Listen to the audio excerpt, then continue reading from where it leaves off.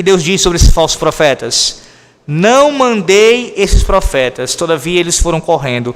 Não lhes falei a eles, contudo profetizaram. Eu quero que você se atende para isso daqui. Nesse texto, há um ensino importantíssimo. Mais de um, mas deixa eu começar por este aqui. O ensino de que, para que alguém fale em nome de Deus, esse é um princípio bíblico, que aparece várias vezes na palavra de Deus. Para que alguém fale em nome de Deus, e aqui entenda, falar em nome de Deus publicamente, como uma autoridade, como alguém que é um representante de Deus para falar ao seu povo, em seu nome. O texto nos ensina que é necessário que Deus o envie. O texto ensina isso. Por que aqueles profetas eram falsos? Você pensa logo, pastor, por causa do conteúdo da mensagem deles. Sim, de fato, esse é um motivo. Mas antes desse motivo, antes de você pensar no conteúdo da mensagem que era falso, você precisa pensar na autorização para falar a mensagem. Aqueles que Deus coloca a sua palavra na boca deles para falar a sua palavra, Ele os comissiona. Ele vai assim dar a chancela, chamando-os, vocacionando-os e enviando-os para falar em seu nome. Foi exatamente o que aconteceu com Jeremias. Jeremias podia falar em nome de Yahvé e deveria assim proceder, porque Deus o havia chamado. Caso contrário, ele não poderia jamais fazer isso. Talvez você diga assim, mas pastor, isso não traz implicações contra a evangelização por parte dos crentes? Eu já lhe ensinei a esse respeito, deixa eu lembrar a você. Ora, eu estou distinguindo aqui a proclamação pública da palavra e o evangelismo pessoal, individual, o testemunhar do evangelho. Fique bem claro isso daqui.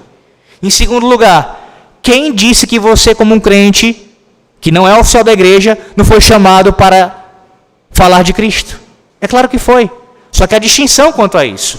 Você que está em Cristo foi chamado por Deus. Você foi vocacionado com relação à questão da sua salvação. Você foi atraído pelo poder de Deus a Cristo. E agora você está autorizado e deve sim falar de Cristo para o perdido.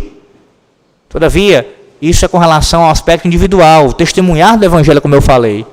O anúncio público da palavra, como está acontecendo agora, por exemplo, é algo mais específico e também exige, e mais ainda exige, esta autorização que vem da parte do Senhor Deus. Percebe quando o nosso catecismo, e até faço citação dele aqui, a pergunta 158 do Catecismo Maior, que diz, por quem deve ser pregada a palavra de Deus? E responde, a palavra de Deus deve ser pregada somente pelos que forem suficientemente dotados e devidamente aprovados e chamados para tal ofício.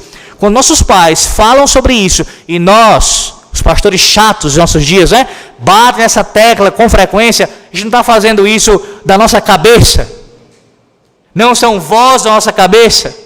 Não é porque a gente simplesmente acha isso, é a minha opinião pessoal, é o que subiu no meu coração. Não! Deus diz isso na sua palavra. Para que alguém fale em seu nome, ele precisa enviar. A pergunta que você tem que fazer acerca de qualquer pregador, de qualquer homem que diz falar em nome de Deus, é: quem te enviou? Quem te enviou? Quem te deu a autorização para falar em nome de Cristo? Para anunciar a sua palavra publicamente? Quem te enviou? Você sabe que esse chamado vem da parte de Deus, certamente, mas ele é assim confirmado, ele é assim ao testemunho da igreja de Cristo. Por isso que ninguém tem, meus irmãos, autorização para se fazer pregador por conta própria, como acontece em nossos dias. Se o indivíduo tiver uma garagem, ele faz uma igreja.